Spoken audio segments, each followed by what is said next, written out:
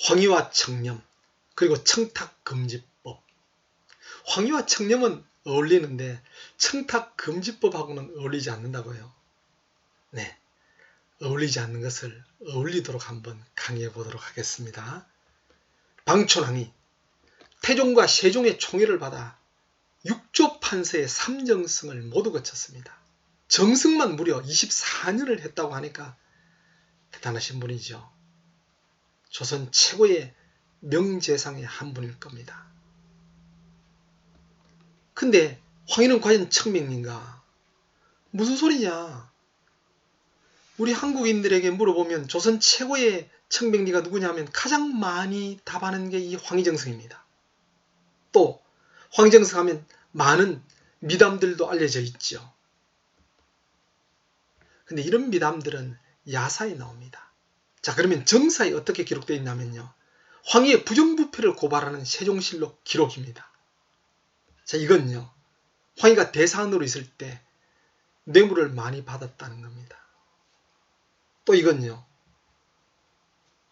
조선 개국공신 박포의 미망인이 간통과 살인을 저지르고 황희를 찾아왔는데 황희가 집에 숨겨주고 수년간 부적절한 관계를 맺었다는 겁니다.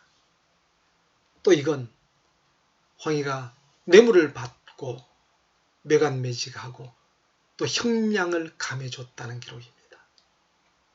좀 의외지요.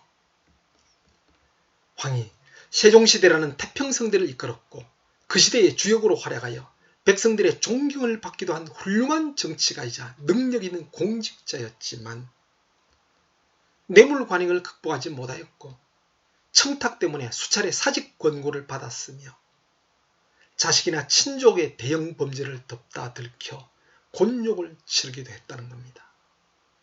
자, 그중 일화 하나를 소개하면요. 황희 사위 살인사건 축소 은폐인데요.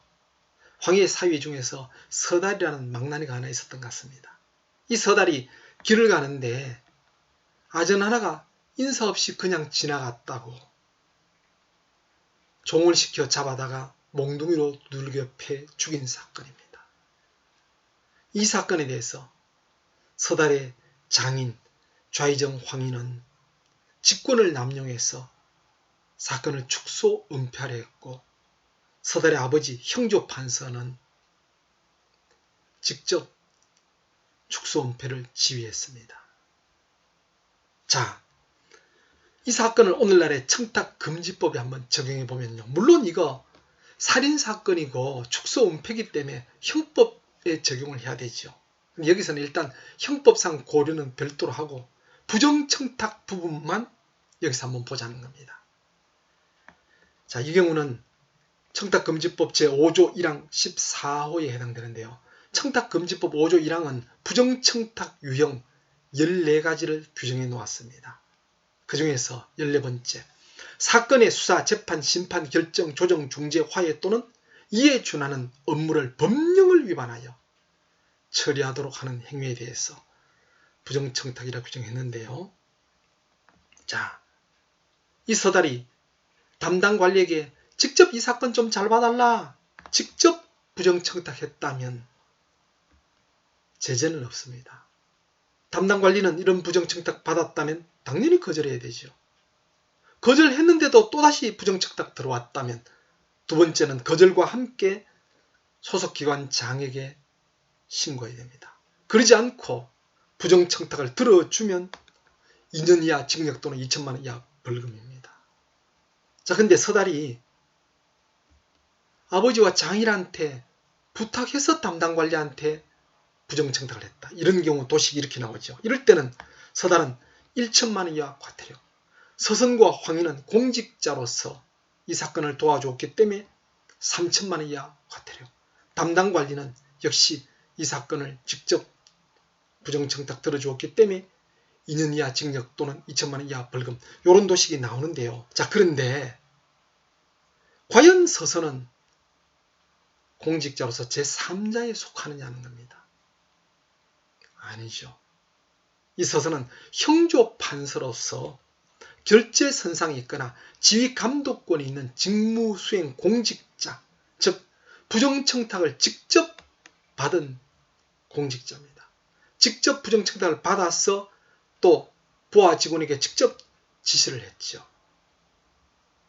그래서 이 경우는 서달은 직접 공직자에게 부정청탁을 했기 때문에 역시 제재 없다면, 서서는 3천만 원 이하 과태료가 아니라 징역 또는 2천만 원 이하 벌금입니다. 물론 담당 관리 역시 거절해야 되는데 그대로 부정청탁을 수행했다면 2년 이하 징역 또는 2천만 원 이하 벌금입니다.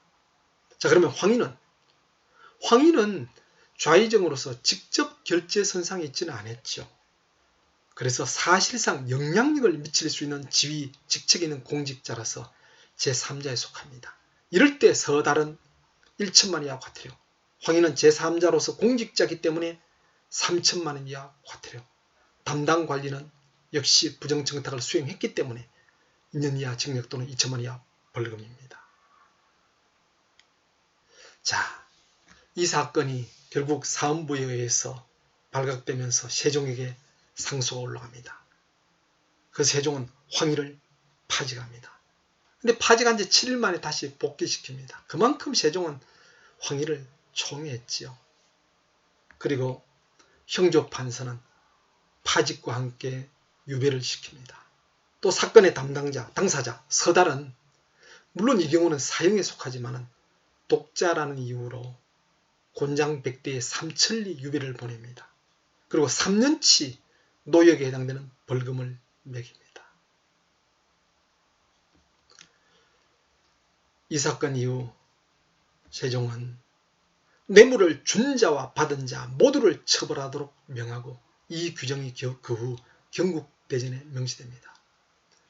부정청탁 뇌물의 관행은 고려 말부터 시작해서 계속되어 온 관행이라서 세종도 골치가 아팠습니다.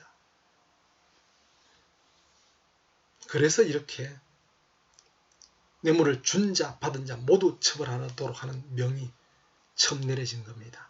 이 경국대전 중에서 형전에는요, 부정청탁도 금하는 내용도 나오고 이렇게 금품수수도 금하는 내용이 나옵니다. 그런 의미에서 이 경국대전은 청탁금지법의 원조라고도 할 만하죠. 다산정약용은 목민심서에서 말합니다. 복은 청렴하고 검소한 데서 생기고 덕은 자신을 낮추고 겸손한 데서 생긴다. 절약하지 아니하면 집안을 망치고 청렴하지 않음으로 인하여 직위를 잃는다. 공직자라면 한 번쯤 새겨볼 만한 문장이죠.